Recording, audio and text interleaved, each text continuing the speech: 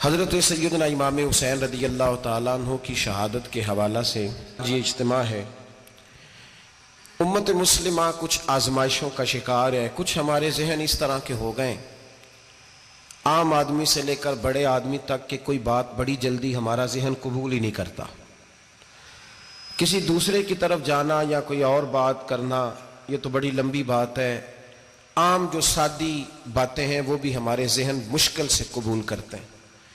چونکہ شکوک اتنے ڈال دیے گئے ہیں، شک اتنا پیدا کر دیا گیا ہے، تفریق اتنی ہے، بدگمانی اتنی ہے، بری سوچ اتنی زیادہ ہے، بڑی مشکل ہے لوگوں کا کچھ چیزوں کو قبول کرنا۔ ہم لوگ جو ڈیوٹی کرتے رہتے ہیں تھوڑی تھوڑی، تو ہم اصل میں اذان دیتے ہیں، صرف اذان دیتے ہیں کہ چلو بتا دے لوگوں کو کہ نماز کا وقت ہو گیا ہے، باقی اس سے زیادہ ہم اپنی حیثیت نہیں سمجھتے۔ اذان دینا ذمہ داری ہے، تو اللہ تعالیٰ جب تک موقع دے گا اذان ہوتی رہے گی۔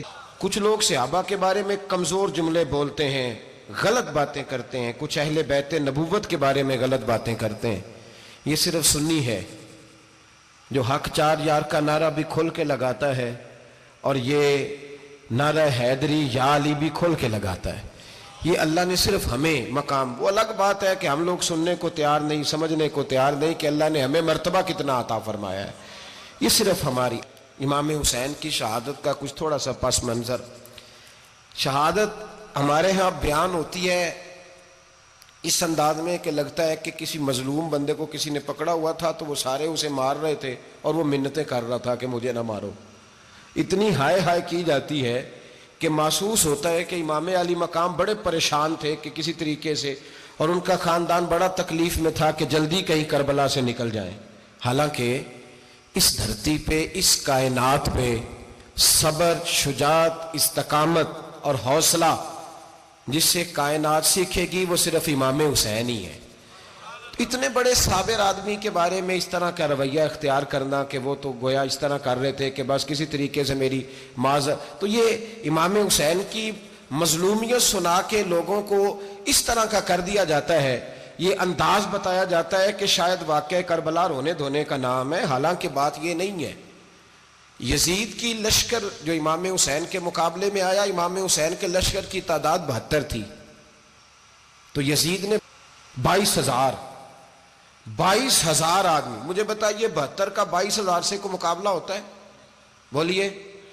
عمر بن سعد نے پھر عبید اللہ ابن زیاد کو لکھا کہ 22,000 بندے تھوڑے ہیں، کچھ بندے زیادہ بھیج۔ تو عمر بن سعد کو عبید اللہ ابن زیاد کہنے لگے کہ تو پاگل تو نہیں ہو گیا، 72 کے لشکر کا 22,000 بھیجا، اور کتنا بھیجوں؟ تو اس نے کہا تمہیں یہ نہیں پتا یہ لوگ کون ہیں؟ یہ مولا علی شیر خدا کی اولاد ہے، ان میں ایک ایک شخص ایسا ہے جو 1,000 کے مقابلے میں لڑنا جانتا ہے۔ تو یہاں کمزوری دکھائی جاتی ہے، ہمارے بچے سمجھنے لگے ہیں کہ یہ شاید کوئی ایسی داستان ہے، اور اس طرح کا ماحول ٹی وی پہ میں دیکھ رہا تھا، اس طرح کا ماحول بنایا جاتا ہے جیسے کوئی خوف ہے، یعنی واقع کربلا کوئی ایسا واقعہ جسے دیکھ کے خوف طاری ہو جائے، بچے راتوں کو ڈرے، وہ اکیلے درخت دکھائے جا رہے ہیں اور تیر دکھائے جا رہے ہیں۔ او یار کیا قوم کی تربیت کر رہے ہیں؟ واقعہ کربلا حوصلے کا نام ہے، دلیری کا نام ہے۔ سنیں بات اصل میں کیا تھی، بڑے ٹھنڈے دماغ سے میری بات کو سمجھیے گا۔ حضرت مولا علی شیر خدا کے بعد مسلمانوں کے متفقہ امیر بنے تھے حضرت امیر معاویہ۔ انہیں امیر کس نے بنایا تھا؟ امام حسن نے، حضرت علی کے بڑے صاحبزادے۔ حضرت امام حسن نے ان سے صلح کی، انہیں خلافت دی، اور صحیح بخاری میں نبی پاک نے فرمایا تھا میرا بیٹا حسن سردار ہے، جب مسلمانوں کی جماعتوں میں لہو بہہ جائے گا تو حسن ان کی صلح کرا دے گا۔ وہ صلح امام حسن نے کرائی، جناب امیر معاویہ امیر بن گئے۔ حضرت امیر معاویہ رضی اللہ تعالیٰ عنہ بڑا پیار کرتے تھے نبی پاک سے، بڑا احترام کرتے تھے حضور کے خاندان کا۔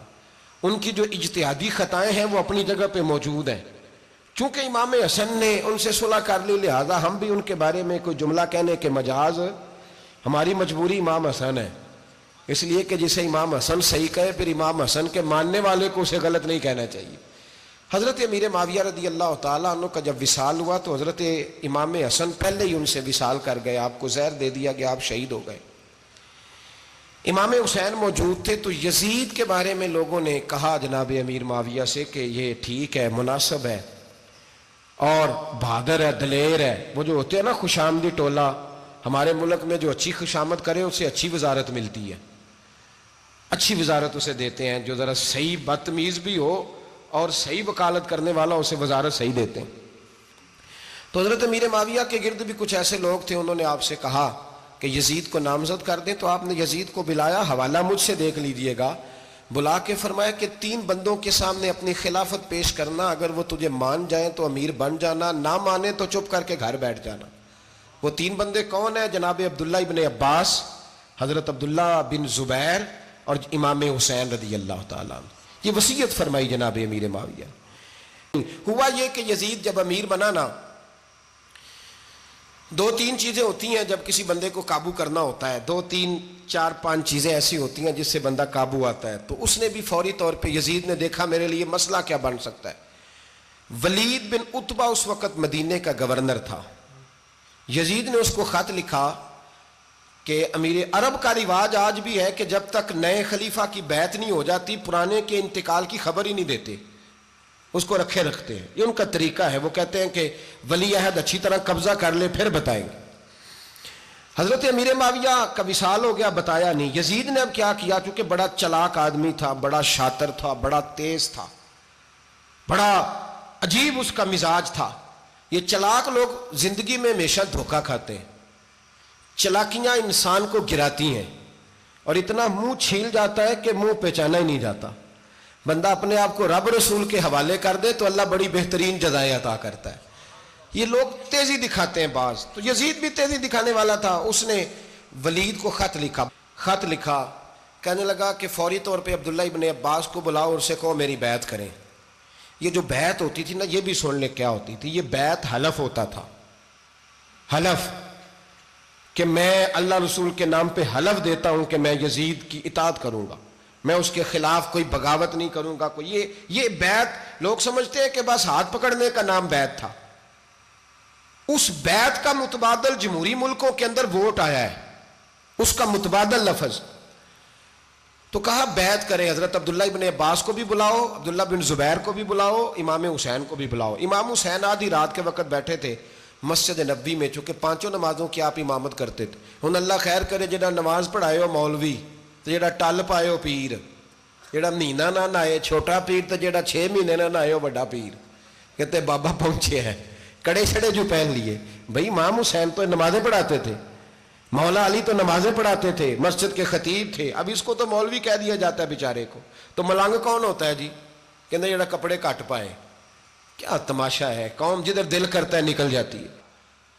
امام حسین نماز پڑھا کے عشاء کی بیٹھے تھے جناب عبداللہ بن زبیر. عبداللہ بن زبیر کون تھے؟ یہ نبی پاک صلی اللہ علیہ وسلم پھپھی کے پوتے تھے اور جناب صدیق اکبر کے نواسے تھے. حضرت عبداللہ بن زبیر اور جناب زبیر بن عوام عشرہ مبشرہ صحابی ہیں، ان کے بیٹے تھے. بہت زیرک آدمی تھے. یہ بھی امام حسین کے پاس بیٹھے تھے. عبداللہ ابن عباس بھی تھے جو حضور کے چچا کے بیٹے ہیں، اس امت کے پہلے مفسر ہیں قرآن پاک. یہ لوگ بیٹھے تھے. تو ولید نے ایک بندہ بھیجا، اس نے آ کے کہا جناب آپ کو گورنر صاحب نے بلایا ہے. تو عبداللہ بن زبیر کہنے لگے حسین اس وقت بلانے کی بات سمجھ میں نہیں آئی. تو امام حسین بڑے بصیرت والے تھے، اللہ نے بصیرت دی تھی. کہنے لگے عبداللہ آپ کو سمجھ نہیں آئی، مجھے سمجھ آ گئی ہے، امیر معاویہ وصال کر گئے اور یہ ہمیں جو بلایا گیا ہے نا، یہ یزید کی بیعت کے لیے بلایا گیا ہے.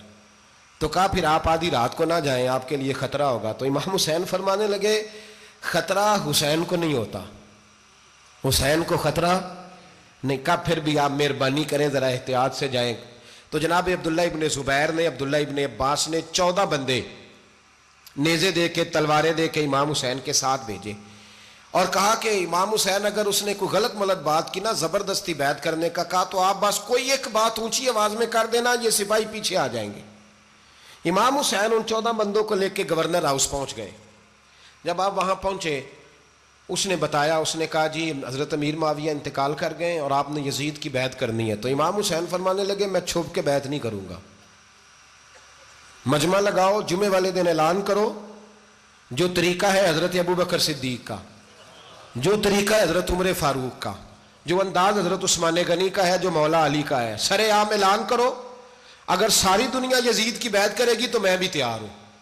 تم مجھ سے بیعت لے کے پھر لوگوں کو بتانا چاہتے ہو کہ حسین بیعت کر رہے ہیں تو تم کیوں